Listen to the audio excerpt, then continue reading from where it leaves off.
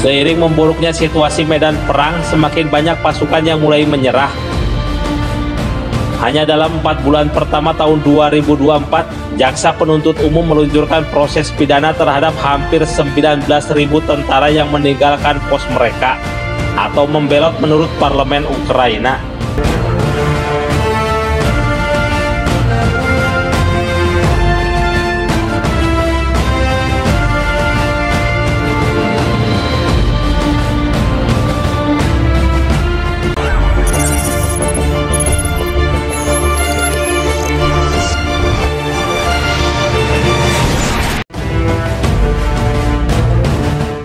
Pasukan Ukraina mulai lelah berperang.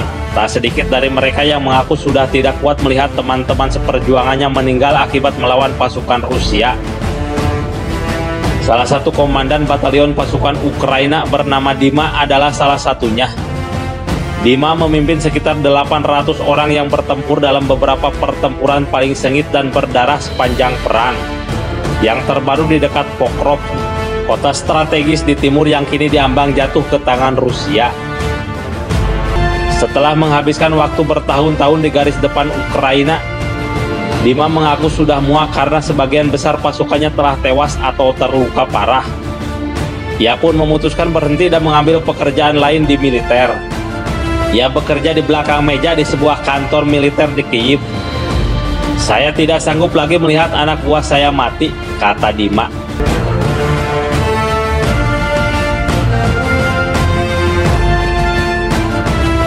Sementara seorang komandan unit yang saat ini tengah bertempur di Pokrov yang identitasnya dirahasiakan menyebut ada banyak pasukan yang tak kuat berperang dan mencari banyak cara untuk keluar dari situasi tersebut.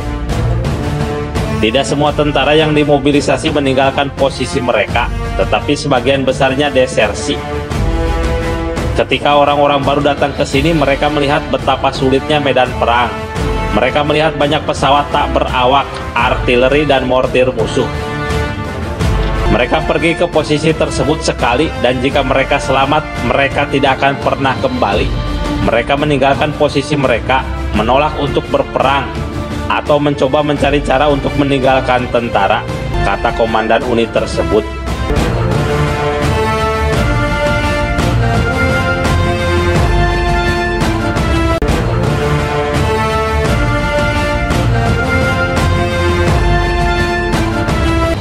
Tidak seperti mereka yang menjadi sukarelawan di awal perang, banyak rekrutan baru tidak punya pilihan.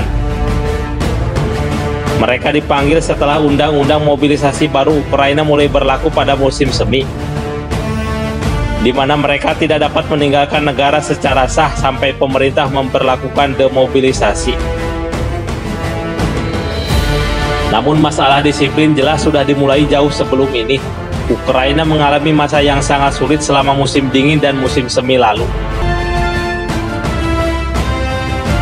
Penundaan pengiriman bantuan militer Amerika Serikat selama berbulan-bulan telah menyebabkan kekurangan amunisi yang parah dan penurunan moral yang besar.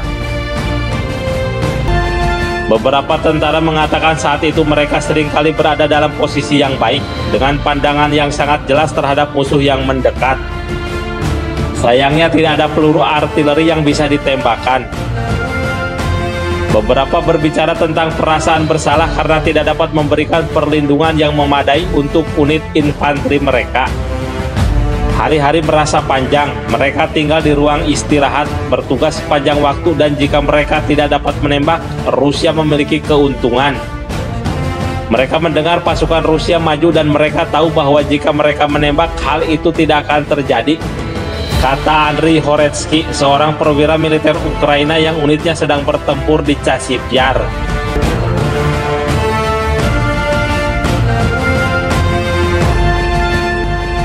Seiring memburuknya situasi medan perang, semakin banyak pasukan yang mulai menyerah.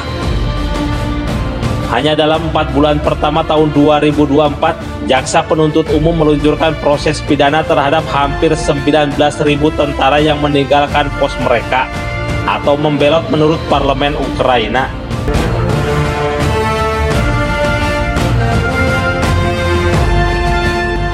Lebih dari 1 juta warga Ukraina bertugas di pasukan pertahanan dan keamanan negara tersebut.